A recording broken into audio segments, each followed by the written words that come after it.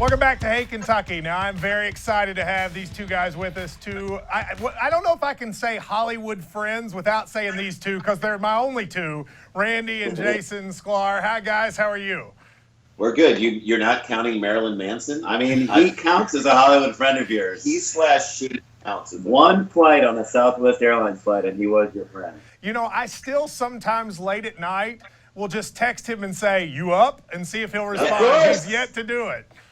The problem is he's always up. There's about 1,700 people sending him that same text every night. And so he's been on a lot of flights, is all I'm saying. Yeah. We're good, though. Right. Well, it's good to see you all. I wanted to have you on for a variety of reasons, but just to catch up with you, you have a new podcast, Dumb People Town, which we're going to talk about. But what people know about you guys, you're big-time sports fans. So tell me, on the hot heels of the football games last weekend, the college football playoff, what do you think about what's been going on throughout sports? I mean, that was such an exciting I thought the bowl season was great, actually. And, you know, Alabama, you got a sense from the Alabama fans that they didn't think they were going to win. Like, there was a weird feeling that they were kind of treating themselves like the underdogs, which is weird for them to do that. And Clemson, I was like, as soon as Alabama scored, I'm like, that's too much time. Too much time. I was too, yeah. Look, if 35 seconds is too much time for Aaron Rodgers, if 15 seconds is too much time for Rick Pitino, then I was waiting for that. I knew you'd get there. Of course. No. I mean, it was amazing. I mean, you think about these NFL playoff games, super exciting, but hardly any touchdowns. The fact that the Kansas City Chiefs lost to the Steelers. This is the first time in NFL history, in 534 playoff postseason games, where a team that scored multiple touchdowns lost to a team that did not score a touchdown. We're saying, and we said this on the NFL Network, we're saying that the NFL should consider banning all touchdowns. Get rid of the touchdown. Let's make it a field goal only league. It's the year of the kicker, Marquette King. Yeah, Marquette King is the dopest dude ever. That dude is awesome. And, you know, now that they've moved the extra points back, kicking is actually kind of important again. It's not just big dorks. They actually have an important role. Yeah, and, you know, Sebastian Janikowski is cut down to just smoking one pack before he goes in and kicks a field goal. So, I mean, everyone's taking it seriously. They're starting to take it more seriously. But to me, the story is Aaron Rodgers. And I feel like an Aaron Rodgers, Tom Brady Super Bowl, look, Matt Ryan's going to have a lot to say about it. But I'm just saying that, like, an Aaron Rodgers, Tom Brady Super Bowl would be one of the most highly watched Super Bowls. Just a Giselle Bunch and Olivia Munn cat fight. Yeah, at halftime.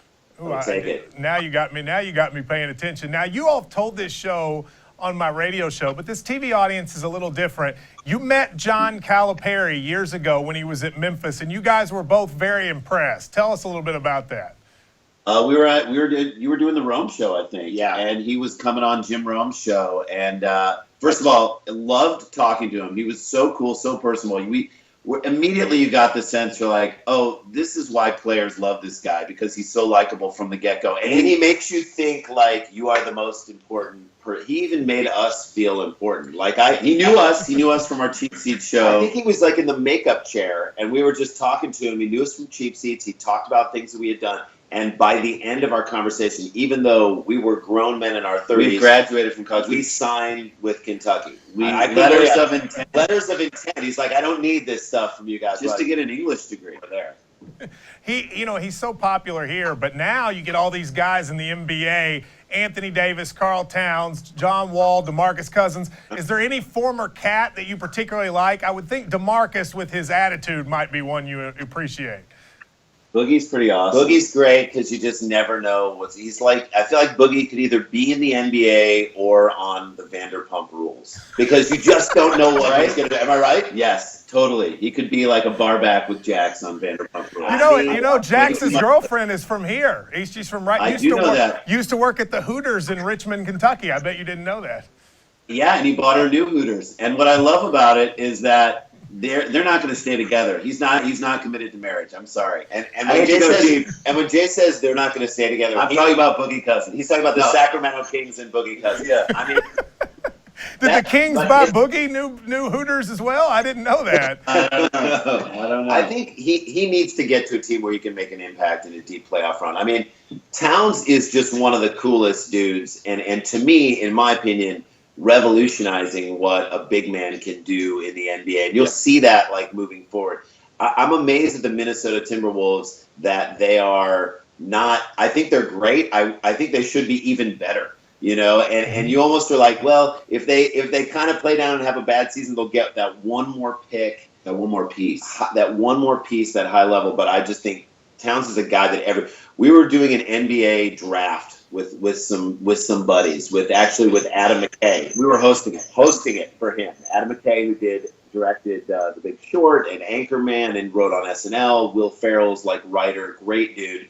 And without question, the first guy picked, I mean, there wasn't even a question, was Towns. He was the first guy picked in that draft, and that says something. And you would actually, if you met him, you would like him even more than you think. I mean, he is a really great and smart kid. Now, tomorrow, this airs on Thursday night. Tomorrow, Donald Trump is going to be inaugurated. How excited are you for the new Trump administration? Yeah. Sorry, we're losing you for a second. I didn't hear you. It's just getting cut right now. I mean, I don't know. I'm not following the cabinet post, but is Omarosa in the cabinet? She's in the cabinet right now. She there? She's literally, they put her inside of a cabinet. Is Gary Busey like ambassador to Mars? I think he's been ambassador to Gary Mars. Busey's been ambassador to Mars for a long time. I mean, look, I would love to see the country do well. But I think it requires everybody to make sure that nothing slips by in this next period of time, and we all have to be super vigilant that he does the job he said he's going to do. There you go. Look, that was the most diplomatic answer. You're the only Hollywood types who are like, you know what, we're going to keep an open mind going forward. I like that. If I'm wrong, I'll be the first one to say, hey, he's doing a great job. Yeah, exactly. I don't mind eating crow on that one. Yeah, if the country's better off. I totally agree with you. Now, you have a new podcast, Dumb People Town. Yeah. I was on your podcast a couple years ago, and we actually did a little bit of what you're doing on this show on the podcast. So tell people a little bit about what it is.